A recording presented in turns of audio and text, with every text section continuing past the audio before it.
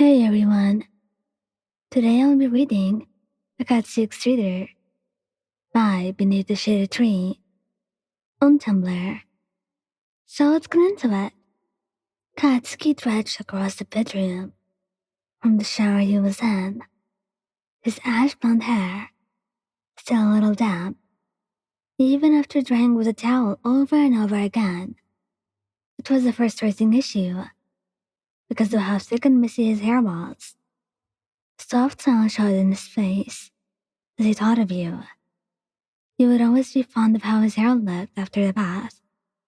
You always liked to have your hands in his hair, playing with it. And it kind of made him like it more. Vermilion eyes struggled to stay open after the bath, the hot shower making him sleepy, and he had visibly grimaced at the bright lights he had yet not switched off. And as you watched him in amusement from the side of the bed, you set down your phone to charge. You picked up on how his drowsy yawns were getting closer together, and how his hand pulled up his black t-shirt to scratch right above the hem of his sleeve sweatpants. He was sleepy, and you could notice it. He was like a big baby, in the most adorable way ever. Are you tired, love? You asked, restyling your hair before you could rest your head, and stifling a laugh as he gave you the most deadpan look he could ever muster while making his way over to the bed, sleepy yawns getting out of his mouth. What's it look like, genius? He grumbled with a roll of his eyes, switching off the glaring lights. But his tiredness was still quite evident in his sluggish movements. Been a real damn long day. And at that, and you flopped headfirst onto your body, not even bothering to get under the covers. That's really how tired he was. Wheezing. You had tried to shift into a more comfortable position, but you noticed that he was holding you down with his weight. Babe, you're so heavy. Wiggle down a bit. You complained lightheartedly, not seeming really upset as you said it. It was adorable. He was like a huge, clingy cat, wanted to be with its owner.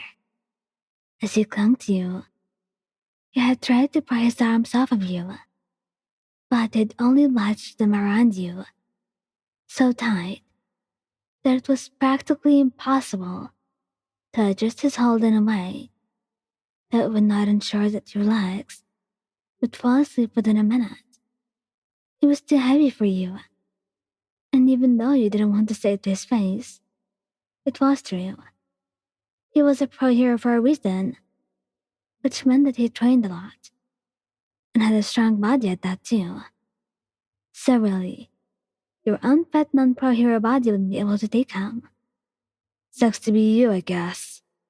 I'm not moving, he mumbled, his words somewhat incoherent as his lips smashed against your chest.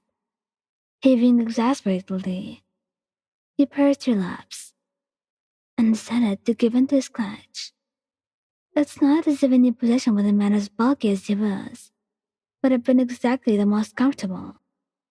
Having your kneecaps crushed during your sleep was definitely on your list of things to fear.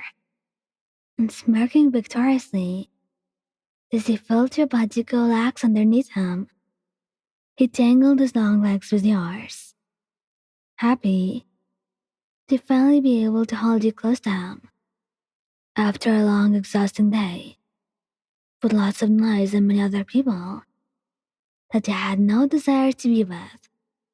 He only wanted you. And right now, no one was going to stop him from getting that. Clingy bastard that you are, he grumbled, though the fondness in your eyes contradicted your words as you began to gently brush your fingers through his damp, soft hair. He loved your touch, It made him forget his headache and forget about all the happenings of his day and focus only on you. Katsi gave your side an annoying pinch though. Pissed off, he literally always stuck to me like mouse on a tree. He mocked, teasing, and you gasped incredulously, dramatic, tugging at his hair. I am not. You respond, and opening one scarlet eye, he gave you a gentlemental, albeit drowsy look.